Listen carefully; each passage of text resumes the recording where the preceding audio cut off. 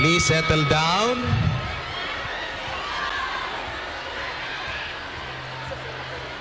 Okay. Okay, upo na tayong lahat. Upo muna tayo.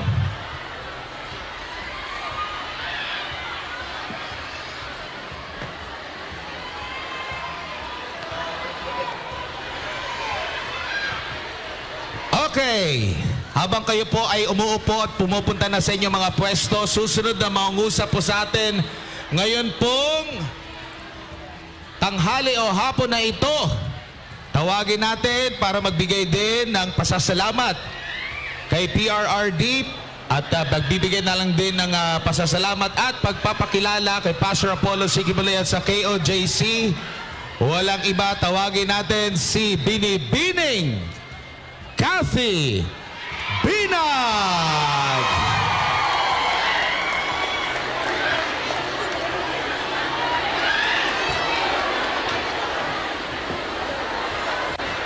Hello, hello! Okay pa ba kayo? Yan, okay. Sige, upo muna tayo. Masyado pong masaya. Maraming salamat po sa suporta.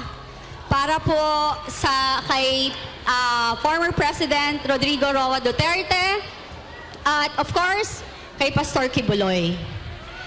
Nakakatuwa talaga ang mga Pilipino. Iba po talaga pag nagkakaisa. And by the way, Happy Women's Month sa mga kababaihan. Diba? Bilang babae, ate, tiyahin, lola, nanay, kayo po, nandito po kayo, naging OFW, para ho isakripisyo ang inyong sariling buhay para ho sa inyong mga pamilya. Kumusta naman ho kayo dito sa Hong Kong? Masaya, ang sarap ng weather. At ako, every month ho, nandito ako before. 3 years ago, ang pinaka-last na every month nandito ako kasi may mga partners who rin ako dito sa mga negosyo ko. So anyway, ang Pilipino, iba po pag nagkapamilya. Tama po ba? Ang babae, katulad ko, iba rin magmahal, di ba? Sagaran. So ngayon, hindi ho ako malapit kay Pastor Kibuloy. Hindi rin ho ako miyembro ng KOJC. Pero, makulit ho ako eh. Kapag gusto kong makilala yung tao, gusto ko hong ma-meet, gagawa ako ng paraan para sila ay makilala ko. Very persistent. Alam niyo ho yun? Nung nangyayari yung mga bagay-bagay, sandali, kilala niyo po ba ako kung sino ko? Okay. Para sa mga hindi nakakakilala, ako po yung naging whistleblower at ako yung nagsabi at nakakita sa paggamit ng pinagbabawal na droga ni BBM. Okay? So, anyway, nagagalingan ho ako sa mga taga-KOJC. Yung kanilang faith sa Panginoon, yung kanilang forgiving heart. Kasi nung time I'm a born again Christian. Makasalanan din ho ako noon. Hanggang ngayon, nagkakasala pa rin po tayo. Wala naman hong perfecto, tama? Huwag lang ganid at magnanakaw. Yon, di ba? Yung nangyari sa akin, katulad ninyo, nagtiwala rin kayo. At as OFW, tayo ay umaasa, kayo ay umaasa upang magkaroon ng pagbabago sa ating bansa at para kayo po ay makabalik sa Pilipinas kasama ng inyong mga pamilya. Nung nangyari ang KOJC siege, iba ho ang nakita ko. Ibang level na pang-aabuso ang nakita ko sa ginawa sa walang kamalay-malay, tahimik at hindi violente na mga tao na namumuhay sa loob ng compound ng KOJC. Bagkus, kahit ho, sila po ay naapi, sila po ay inabuso, at ang kanilang personal na pamumuhay or private na bahay ay pinasok, nanatili ho silang kalmado at sa huli nagpatawad. Iyan din ho ang isang dahilan kung bakit nakita ko na hindi totoo ang sinasabi nilang pangit na ginawa ni Pastor Kibuloy. Because nakita ko doon kung gaano kabuti ang mga tao sa KOJC. Diba? Iba yun eh. Kasi, diba, magre-reflect kung paano si Pastor bilang tao at leader, magre-reflect yun sa mga tao sa loob ng KOJC. Eh nakita nyo, mapagpatawad, kalmado, at sa huli, nagmahal. Diba? Alam mo, meron kasi akong bakit hindi rin ako mapanghusga basta? Ang dami nagsasabi, si Pastor Kibuloy ay isang masamang tao. Ang dami niyang ginawang pangit. Ang hirap pong manghusga sa isang tao na hindi mo nakasalamuha, sa isang tao na hindi mo kilala, sa isang tao na wala kang personal experience. So dapat hindi tayo manghuhusga. Yung mga nagsasalita against kay Pastor, tigilan niyo lalo na hindi niyo siya kilalang personal. So ngayon, si PRRD naman, bakit siya yung gusto kong presidente? Bakit siya pa rin sa akin ang pinakamagaling, simula ang pinanganak, pinakamagaling na presidente? Diba? Dahil I hate drugs. Ayoko ng addict, ayoko ng sugarol. And siya lang ang nag-iisang presidente na lumaban against sa droga. Tama? Ako, bibilib lang ako kapag ang presidente or nauupo or yung mga tao na magiging leader natin ngayong darating na eleksyon ay walang katakot-takot na labanan ang paglaganap ng droga. At si PRRD lang nakagawa nun. At naging okay ang ating pamumuhay nung siya ang namumuno, mas tahimik. Hindi katulad ngayon na puro kasinungalingan na sinasabi nila. Na, sabi nila, peaceful? Anong peaceful? Nagugutom nga tayo. Tama? So, ngayon sa darating na eleksyon, suportahan ho natin kung sino ang kanyang sinusuportahan. Magandang hapon po. God bless.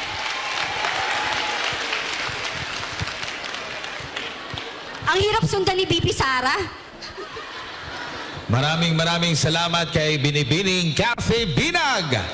At ang susunod naman natin na makakasama dito sa harapan at magsasalita po, ang isang matapang na babae na kinalaban ang CPP, NPA, NDF, dating tagapagsalita ng NTF-ELCAC, mula sa Ipanao, Sambayanan, tawagin po natin si Dr. Lorraine Badoy.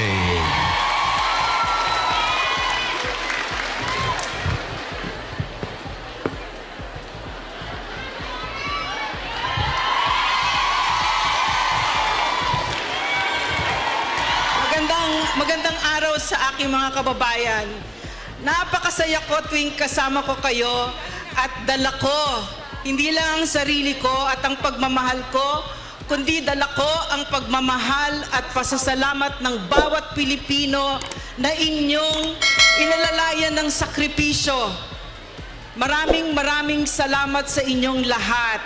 Dahil sa sakripisyo ninyo at pagbibigay ng sarili, ang ating ekonomiya has been kept afloat even though we are led by some of the most incompetent, the most corrupt and indifferent government officials right now. So isang malaking pasasalamat sa inyo. Alam ko na ang sakripisyo at pag-aalay ninyo sa sarili para mapangalagaan ang mga pamilya ninyo. Marami sa inyo dito ay mga kaibigan ko. Halos lahat sa inyo dito ay mga nanay. At alam ko kung ano yung ibig sabihin nun, na kayo ay tumalikod at umalis sa mga anak ninyo para mapangalagaan sila ng maayos. Alam ko na napakalaking sakripisyo na dahil ako, 6 years old pa lang, wala na akong nanay. So alam ko yung halaga ng isang nanay. At yung pangarap ko para sa ating bansa ay sana dumating ang panahon na hindi na kailangan umalis ang isang nanay or ang isang tatay para lang mapangalagaan ng maayos ang kanilang pamilya. Papunta na tayo doon under PRRD. Alam ninyo yan. Hindi ko akalain na ganito ang ating mararanasan bilang isang bansa. Under PRRD, nagkaroon tayo ng golden age of infrastructure, nagkaroon tayo ng libreng edukasyon, bagsak ang krimen. Kung kaya tayong mga nanay, mapasaan ka man, kaya nasa Hong Kong ka or nasa Pilipinas, ay hindi na natakot para sa safety ng mga anak natin. At dahil kay PRRD, bagsak ang CPP, NPA, NDF. Nung bumaba si PRRD, out of almost 90 guerrilla fronts, ang inabot namin kay Bongbong Marcos, halos 7 na lang, 7 guerrilla na active na guerrilla fronts. 35,000 surrenders. Pero ano ang ginawa nila? Ngayon nakaka-recover. Bakit? Ang pagtatraidor ng Marcos administration sa Pilipinas na ang kaalyado pa nila ay ang CPP, NPA, NDF sa loob ng Kongreso ay hindi natin kakalimutan at hindi natin patatawarin. Marami akong kilala dito sa inyo na alam ninyo mismo kung ano ang karahasan ng CPP, NPA, NDF at hindi ko matanggap na nandyan sila sa loob ng Kongreso na walang pumipigil sa kanila. Buti na lang nandun ang Duterte Youth. Pero na sila lang ang lumalaban ng derechahan. Hindi ko rin matanggap na hindi natin magawa ang dapat nating ginawa noon pa. Natapusin ang CPP, NPA, NDF. Ano ang ibig sabihin pag nandyan sila sa loob ng Kongreso? Ang ibig sabihin, ang mga anak natin ay lalapain nila at nilapa nila.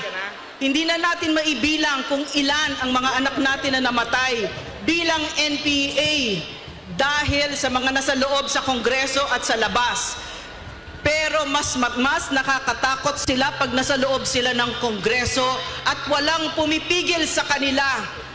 Kahit ano pwede nilang gawin. At nabibigyan sila ng legitimacy at kahit respectability dahil suot nila ang maskara na kongresista kunyari, pero sa totoo, mga komunistang terorista. So, ang napakaganda na nangyari dito sa atin. Masakit ito nakikita natin ngayon. Hindi ko akalain, katulad ng sinabi ko, akala ko palipad na ang Pilipinas after PRRD. Kasi nga, katulad ni Vice President, nabudol tayong lahat. So, maganda na nakita natin ang lalim ng bulok ng sistema sa Pilipinas na ganito pala kakokorap ang mga kongresista. Napakadali palang bilhin ng Pilipino. Yan ang sinasabi ni Martin Romualdez sa ayuda na pinamumudmud niya na hindi naman niya pera. Pera naman natin yan. So, ang napakaganda ngayon ay papunta tayo sa isang halalan. Bibigyan natin sila ng leksyon. Ang sinabi ni Martin Romualdez at ni Bongbong Marcos na hindi naman siya pinipigilan na pwede nila tayong bilhin. Pwedeng bilhin ang boto natin, pwedeng bilhin ang dangal natin bilang bansa, at pwedeng bilhin ang ating pagmamahal sa mga anak natin. So bibigyan natin sila ng leksyon. Katulad ng sinabi ng Vice President, sasabihin natin sa kanila that our vote is not for sale. At sasabihin din natin sa kanila kung sino ang totoong may hawak ng kapangyarihan na yan. Hindi sila, kundi ang Pilipino. Kagabi, nalaman namin, well, yesterday morning, may lumabas sa mga news media outlets na hawak ni Martin Romualdez na si President Duterte daw ay nag-escape na, lumayas na ng Pilipinas at natatakot daw dahil huhulihin na at aarestuhin na ng ICC. Kung hindi ba naman kahihina ng mga kukote ng mga ito? Kaya sabi ko sa inyo, huwag kayong mag-drugs. Nakakabobo talaga. No? Noon pa natin alam na papunta si PRRD dito. Pero yan ang ikinakalat nilang chismis. Pero kagabi, may narinig kaming chismis. Hindi ko alam kung totoo ito o hindi. Pero lagi naman nilang inuulit ito. Aarestuhin na daw nila si President Duterte. Aarestuhin nila ang isang pangulong hindi nagnakaw sa atin. Ang isang pangulong tunay ang pagmamahal sa Pilipino. Bababuyin nila si President Rodrigo Roa Duterte katulad ng pambababoy na ginawa nila kay Vice President. So, ang tingin ko dito, ang totoong rason dito ay kasi natatakot na sila. Hinahabol na sila ng pinakamataas na hukom ng Pilipinas dahil sa ginawa nila sa pinaka-corrupt na budget. Ngayon pinapasagot na sila at natatakot na sila. So kailangan nilang gawin ito.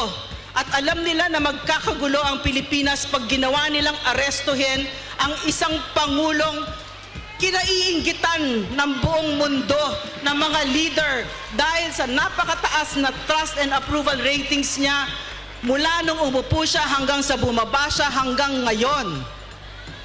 Pero wala silang pakialam.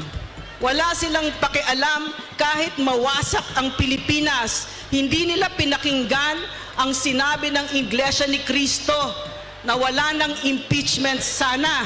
Tinuloy pa rin nila. Kahit na alam nila mawawasak ang Pilipinas at lahat tayo magagalit dahil 32 million ang bumoto sa Vice President. Record high. Pinakamataas na boto na nakuha ng kahit na sinong opisyal na tumakbo sa buong Pilipinas. Ibig sabihin, wala silang respeto sa atin at sa demokrasya natin. So ang hihingin ko sa inyo ay ganito. Binibigyan tayo ng pagkakataon ng ating kasaysayan na baguhin ang mga pagkakamali natin. Dahil umuulit lang ito, nagkaroon na dati ng Ferdinand Marcos na president, ngayon ay umuulit. Pero umuulit ang kasaysayan para pwede nating ayusin ang kamalian natin. Magkapit-bisig tayo at ipakita dito sa mga kurakot at mga ganid sa kapangyarihan that we are not Filipinos for nothing. Mabuhay ang Pilipinas! Maraming salamat kay Dr. Lorraine Badoy. Maraming salamat, Doc. At syempre, ang susunod na nating mapapakinggan ang mga mensahe, tawagin natin mula po sa grupong ang Bombero ng Pilipinas o ABP. Ang first nominee po, walang iba, kundi si Astra Pimentel Naik. Magandang umaga sa ating lahat! Sa lahat ng mga kasamahan natin na nasa labas, magandang umaga sa inyo. At sa lahat ng mga satellite rallies or gatherings sa buong Pilipinas, lalong-lalo na sa aking mga kababayan sa Bukidnon, Maayad, Haaldaw, Hainyo, Ngatanan. Mga taga Bukidnon, ayan, maraming salamat. Nandito tayo sa umagang ito para magpasalamat tayo kay Pangulong Duterte. Hayaan nyo bilang dating isa sa mga nautusan bumili ng suka. Kasi taga-bili lang talaga ako ng suka ng PDP Laban dati. Ako po ang membership committee chairperson ng PDP Laban. At ako din po ay naging Assistant Secretary ng Presidential Legislative Liaison Office sa panahon ni Pangulong Duterte at naging Executive Director and Undersecretary ng Commission on Filipinos Overseas. Kaya ikikwento ko sa inyo ang isa sa napakagandang achievement ng ating Pangulong Duterte na nag-apekta sa inyo. Ano po ba ito? Sinong makakapagsabi? Ang creation ng Department of Migrant Workers. Palakpakan naman natin si Tatay Digong. Dahil ito ang testimonya kung gaano niya kayo minahal. Alam nyo, nung nasa PLLO ako, na-assign po sa akin na ako ang mamuno ng Participatory Governance Cluster. At ito ang isa sa isinulong natin. Sabi ni Tatay Digong sa kanyang kabinete, kailangang magkaroon ng departamento ang mga OFW. Alam nyo, ang nakaraang administrasyon bago kay Pangulong Duterte, ang lahat ng mga nakaupo, ayaw pong magkaroon ng DMW. So napakalaki ng struggle namin. So bilang head ng PGC or Participatory Governance Cluster ng PLLO, ipinatawag ko po lahat ng mga ahensya ng gobyerno, pinapangunahan ng DFA, ng DOLE at iba pang mga ahensya na merong kinalaman sa mga OFW. Alam nyo kung ano ang sinabi nila? Mahirap daw yung gagawin na magkaroon pa ng departamento.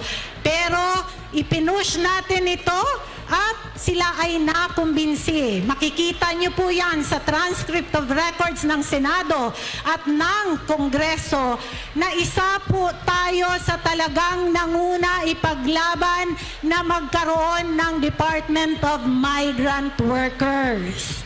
Dahil dito, nagagalak ako na nakasama ko kayo ngayong araw na ito dahil kung ano yung pinirmahan ko doon sa Senado at sa Kongreso ay naisakatuparan na at nandito kayong lahat na minamahal ni Pangulong Duterte. Alam niyo po, nung ito ay isinabatas, maraming pinagdaan ng struggles. Pero dahil may political will po si Pangulong Duterte, ito ay naganap at naging totoo.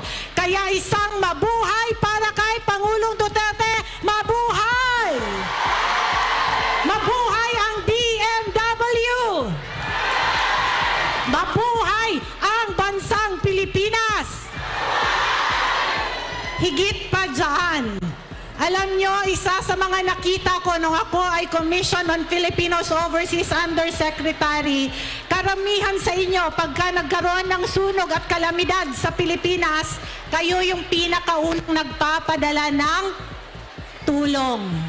Kayo din ang naghahanap na magkaroon ng fire trucks o kaya'y mga ambulansya o kaya'y mga medical equipments na dadalhin sa Pilipinas. Pero ang nangyayari, kayo pa ang pinagbubuwis.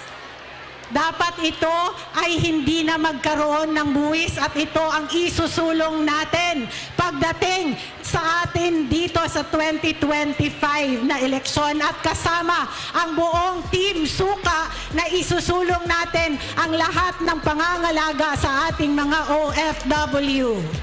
Sabi ni Inday Sara, kailangan daw ng resibo. Ang lahat ng mga nandito po ay may resibo sa pagsisilbi sa mga ating mga kababayang nasa ibang bansa.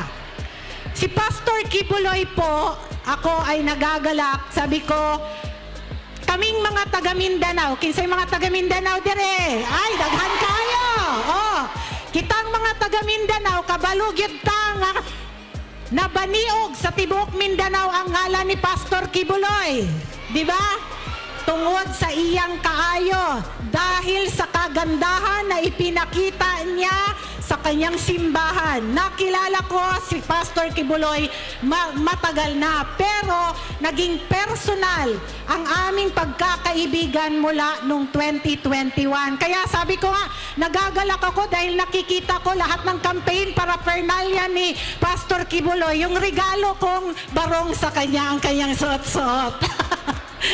Alam nyo, nung si Pastor Kibuloy ay aking naging kaibigan, siya ay nagbigay ng kanyang mga payo at kanyang suporta. Siya ang isa sa pinakaunang sumuporta sa akin nung tumakbo po akong senador nung 2022. Hindi po ako kilala kasi nga taga-bili lang po ako ng suka ng aming partido. Pero alam ni Pastor Kibuloy at ni Pangulong Duterte ang naging trabaho natin. Kung kaya't ngayon po, si Pastor Kibuloy, binisita ko nung 2 linggo nakaraan. Attorney Torion, tama ba? Nung 2 linggo na ang nakaraan, binisita namin siya sa kulungan. Kasama ko si Attorney Torion. Alam nyo, sobrang nagagalak ang puso ko sa nakita ko. Kaya lahat ng mga taga-KOJC, huwag po kayong malungkot na sa pansamantala nandoon si Pastor Kibuloy dahil may purpose po ang Panginoon sa kanya. Naniniwala tayo dito? Pagpasok pa lang namin sa kulungan, alam nyo, yung mga nakakulong doon, ang laki ng mga ngiti nung sinabi namin na bisita kami ni Pastor Kibuloy. Dahil marami sa kanila ay nabago ni Pastor Kibuloy ang pananaw sa buhay. Binigyan sila ng pag-asa. Kung yung mga nakakulong nga doon ay binigyan ng pag-asa ni Pastor Kibuloy, tayo pang nandito sa labas. Si Pastor Kibuloy ay napakalaki ng impluensya hindi lamang sa iilang tao, kundi milyon-milyon na tao. At ang kanyang pananaw sa bansang Pilipinas ay napakalaki. Gusto niyo ba maging first class ang Pilipinas? Gusto niyo ba maging world class ang Pilipinas? Gusto niyo ba ang corrupt-free Philippines? Dahil dito, tingnan natin ang ihemplo na ibinigay ni Pastor Kibuloy sa KOJC. Tingnan natin kung paano niyang napalago ito at maaasahan natin na si Pastor Kibuloy ay katuwang natin upang ito ay isulong na magkakaroon tayo ng bansang Pilipinas na maunlad sa susunod na 5 at 6 na taon. Napakalaki ng aking pasasalamat kay Pastor Kibuloy dahil siya po ang isa sa unang nagtiwala sa akin. Ang lahat ng kanyang pangaral sa akin ay isinapuso ko at lalong-lalo na si Tatay Digong na 3 beses po niya akong nilipat ng iba't ibang ahensya dahil nakita niya na tayo ay hindi natatakot bumili ng suka. Dahil ang mga taong hindi natatakot bumili ng suka, naalala ko lang may sinasabi si Tatay Digong noon, ang linis-linis daw ng tuhod. Alam nyo na kung sino yon. Ibig sabihin, hindi marunong magbalat ng buto. Lahat po ng mga kasamahan na nandito na isinama ni Tatay Digong mula sa ating mga senatorial candidates at sa lahat ng mga party list at lahat ng nasa bansang Pilipinas ay marunong pong magbalat ng buto dahil alam ang tunay na puso at pangangailangan ng Pilipino. Kung kaya't tingnan nyo ang mga mukha ng mga nandito. Si Lorraine Badoy, isang pinaka-matapang, mas tunay ito na Gabriela kaysa sa mga nagpapanggap na Gabriela. Andyan si Paulo Marcoleta ng Segip. Andyan po si Ronald Cardema ng Duterte Youth. Nandito po kaming lahat upang samahan kayo at sabihin sa inyo, may pag-asa ang Pilipinas. Naniniwala ba tayo? May pag-asa ang Pilipinas. Dahil kung hindi tayo naniniwala, wag na tayong pumunta dito, di ba? Dahil sa paniniwala nating ito, alam natin na binigyan tayo ng poong may kapal ng pagkakataon upang baguhin ang ating landas. Kung kaya't, sama-sama nating isigaw, mabuhay ang Pilipinas! Mabuhay ang Pilipino! Mabuhay si Tatay Digong! Mabuhay si Pastor Kibuloy! Mabuhay ang Team Suka!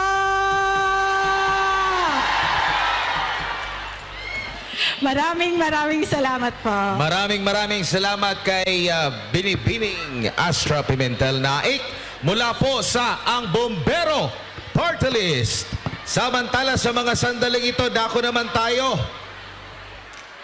Ang chairman ng party list na kumakalaban sa CPP, NPA, NDF. Bago muna ang lahat, pasalamatan muna natin si Vice President Sara Duterte sa pagbisita sa atin dito sa Hong Kong. Ayan.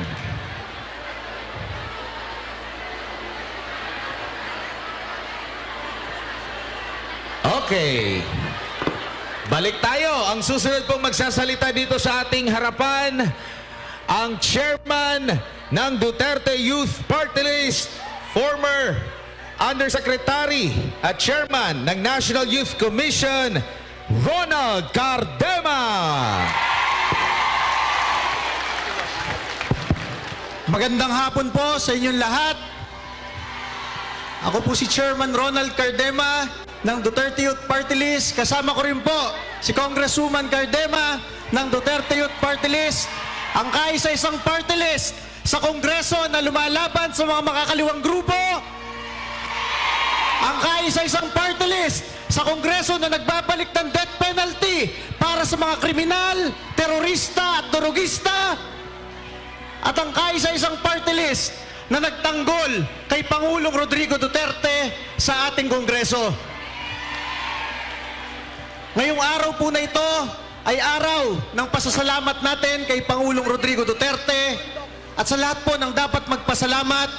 Ako po na isang anak ng OFW ay nagpapasalamat ng lubos sa ating Pangulong Rodrigo Duterte dahil ako po isang laki sa hirap, anak na isang domestic helper, katulong na OFW, pero pinagkatiwalaan ng ating Pangulo para pangalagaan ng milyong-milyong kabataang Pilipino, para ilayo ang inyong mga anak, apo, sa mga durugista, kriminal at NPA na terorista. Palakpakan po natin ang Pangulong Rodrigo Duterte.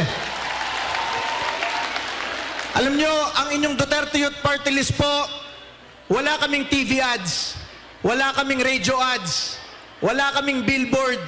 Yung dala naming 100 t-shirt na yan lang ang kaisa 100 t-shirt ng Duterte Youth Party List. Dito namin dinala sa inyo, sa ating mga OFWs.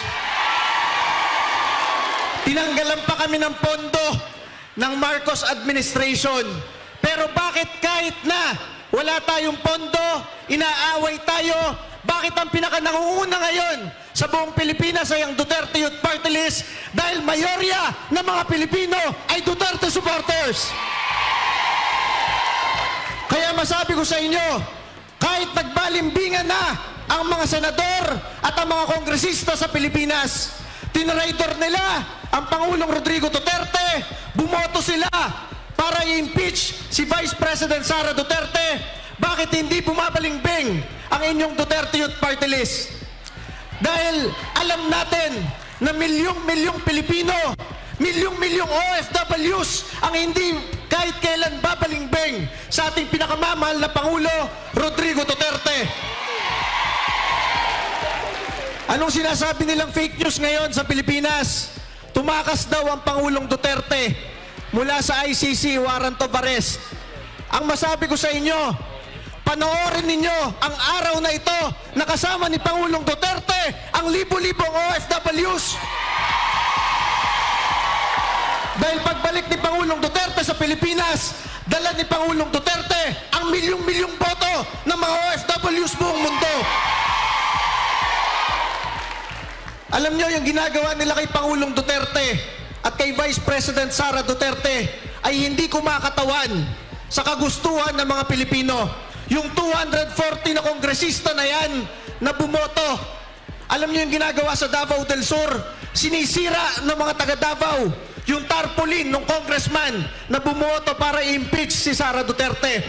Kaya ang panawagan ng inyong Duterte Youth Party List sa mga party list sa Pilipinas, yung ibang party list dyan, kumakatawan daw sa OFW, yung iba daw kumakatawan sa mahihirap, yung iba kumakatawan sa iba't ibang mga kabataan, pero lahat sila bumoto para i-impeach si Sara Duterte. Kaya ang panawagan ng inyong Duterte Youth Party List, tulungan ninyo lahat ng kandidatong party list dito at senador ng Pangulong Rodrigo Duterte para sa 2028, maiupo natin bilang bagong Pangulo si Sara Duterte.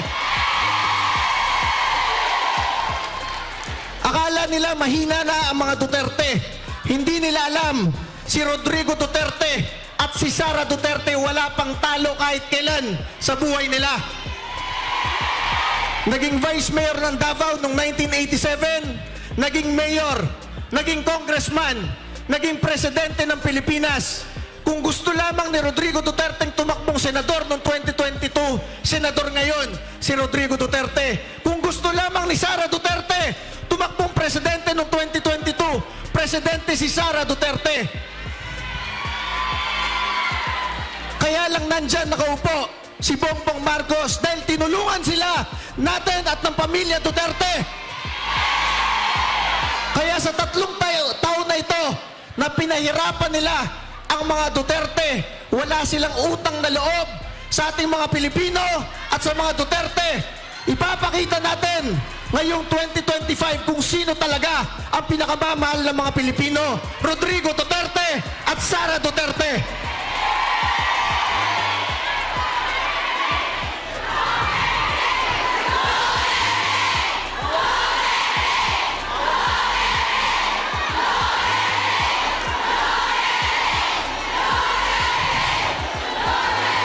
Alam nyo, bilang anak ng isang domestic helper, alam ko ang hirap ng mga OFWs buong mundo.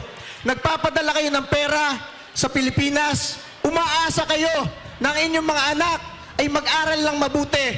Sino lamang ang kaisa-isang leader ng Pilipinas na nagpoprotekta sa ating mga anak, sa mga anak ng OFWs para ilayo sila sa mga durugista at kriminal? Isa lamang ang naging presidente ng Pilipinas na pinapangalagaan ang inyong mga anak habang kayo ay nagtatrabaho dito sa Hong Kong at sa buong mundo. Ang ating Pangulo, Rodrigo Duterte. Palakpakan po natin.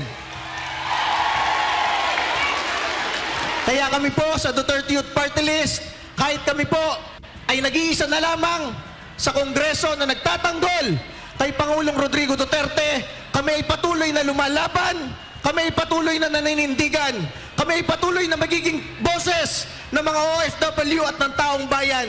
Dahil kasama namin kayo, kasama natin ang milyong-milyong Pilipino at kasama natin si Pangulong Rodrigo Duterte at ang ating susunod na Pangulo, Sara Duterte. Maraming salamat po.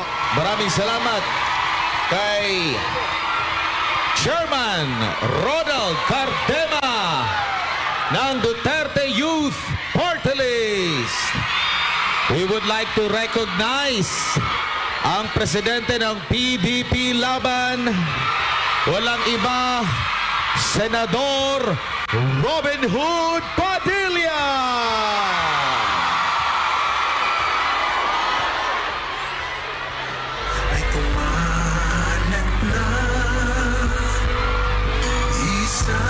Mamaya ay magbibigay din siya ng mensahe, kaya stay put lang kayo. Okay. Upo muna tayo mga kapatid, mga kababayan. O, antayin natin mamaya. Okay. Sa mga sandaling ito, tatawagin na natin ang susunod na magsasalita sa ating harapan, ang first nominee ng Sagip Party List, Paulo Marcoleta.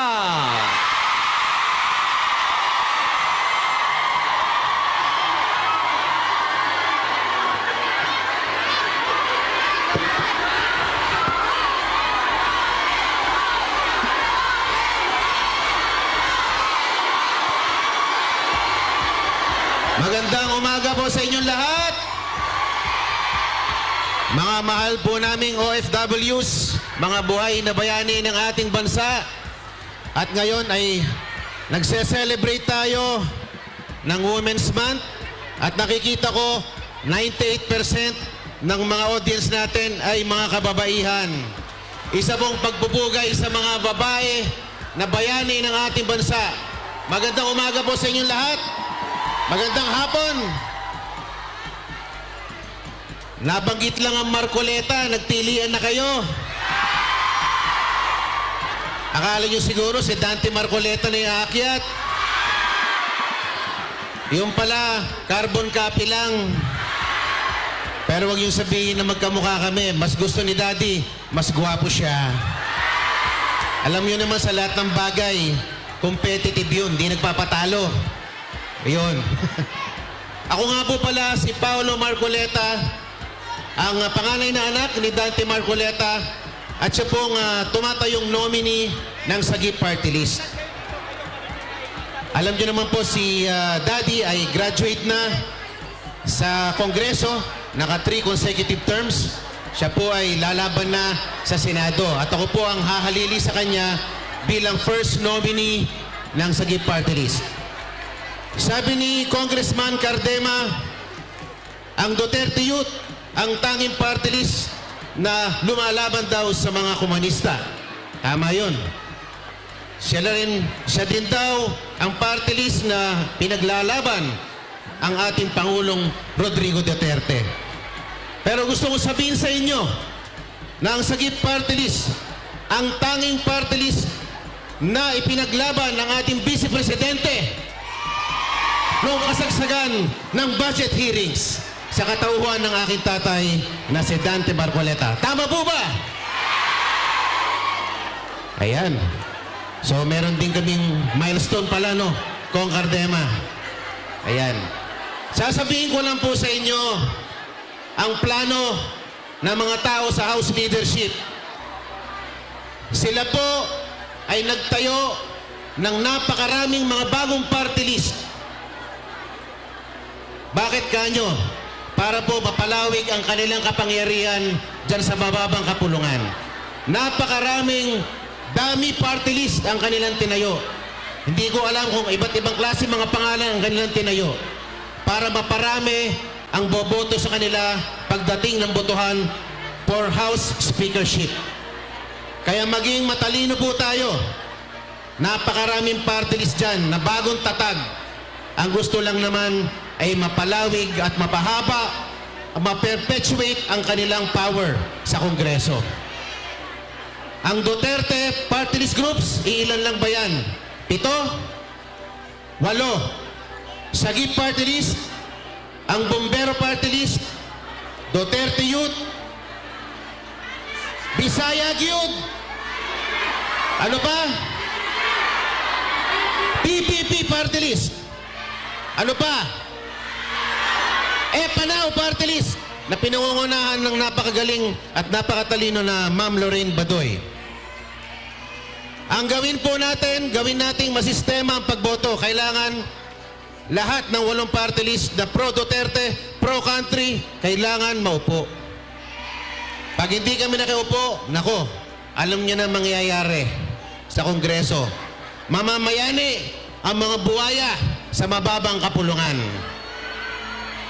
At tulad po ng sinabi ko dati, hanggat di natatapos ang 2028, patuloy po ang pagtatangka nila na alisin ng ating Vice Presidente.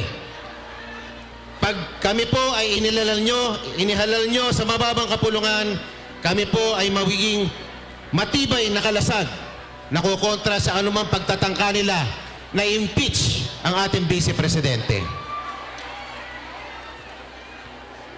Ano pa ba ang sasabihin ko? Ayan, Sagip Party List po. Kami po ay nasa pang-apat na naming termino.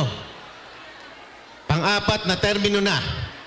Yung iba, nangangako pa lang, nagawa na ng Sagip Party List. Ayan po. Huwag po natin kalilimutan ang 8 na pro-Duterte Party List para po protektahan ang ating Vice Presidente Sara Duterte. Maraming salamat po at magandang hapon sa inyong lahat. Maraming salamat mula sa Sagip Party List, Paolo Marcoleta. Sa mga sandaling itong susunod po na magbibigay ng mensahe sa atin, ang second nominee ng Puwersa ng Pilipinong Pandagat o PPP Party List, Brian Lim.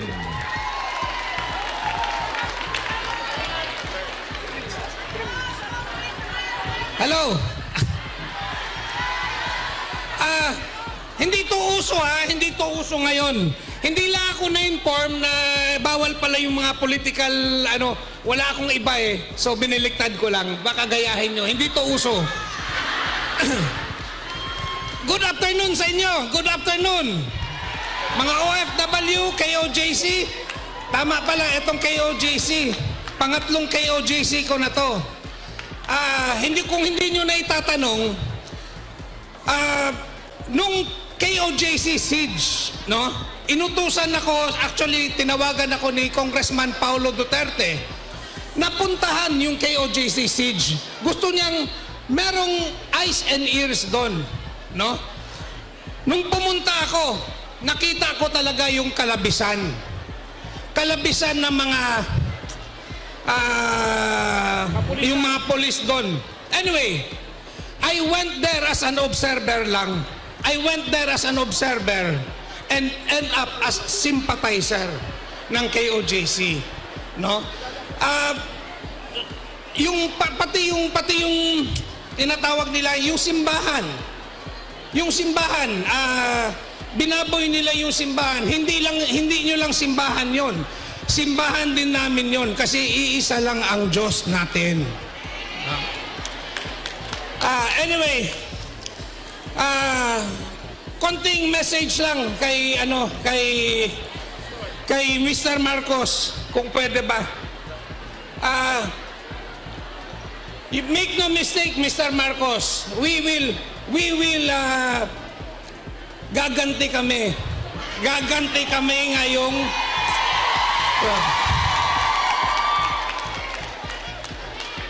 sama niyo ako pag gumante ha. Dito tayo sa Team Suka. May message din pala ako kay Pastor Quiboloy. As a fellow Dabawenyo, Pastor Quiboloy, tatag lang. Tatag lang. May 12, malapit na. Daghang salamat ug dalaygon ng Diyos. PPP Party List. Maraming salamat, Ginoong Brian Lim ng PPP Party List. Tapos na tayo sa ating mga party list.